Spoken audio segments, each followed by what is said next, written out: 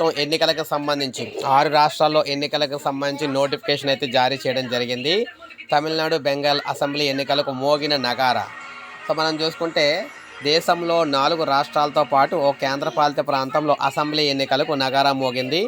తమిళనాడు, పశ్చిమ బెంగాల్, కేరళ, అస్సాంతో పాటు పుదుచ్చేరి రాష్ట్రాల్లో మొత్తంగా 824 అసెంబ్లీ స్థానాలకు ఎన్నికలు అయితే జరగనున్నాయి. ఈ మేరకు కేంద్ర ఎన్నికల సంఘం షెడ్యూల్ అయితే వివరాలు వెల్లడించింది. దీంతో ఆయా రాష్ట్రాల్లో ఎన్నికల కోడ్ తక్షణమే అమల్లోకి అయితే రావడం జరిగింది.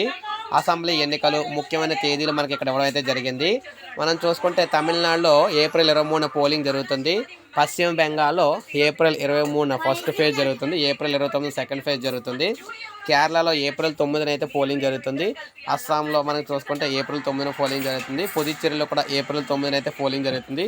మొత్తంగా అన్ని రాష్ట్రాల్లో కలిపి ఫలితాలు మనకి కౌంటింగ్ అనేది మే 4న కౌంటింగ్ జరిగి రిజల్ట్ అయితే ఇవ్వడం అయితే జరుగుతుందన్నమాట.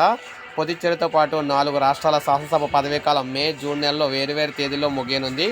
ఈ రాష్ట్రాల్లో ఇప్పటికే ఓటర్ల జాబితా ప్రత్యేక సమగ్ర సవరణ ప్రక్రియను పూర్తి చేసిన ఎన్నికల సంఘం క్షేత్రస్థాయి పరిస్థితులను పర్యవేక్షించేందుకు ఆయా రాష్ట్రాల్లోనూ ఇటీవల పర్యటించింది.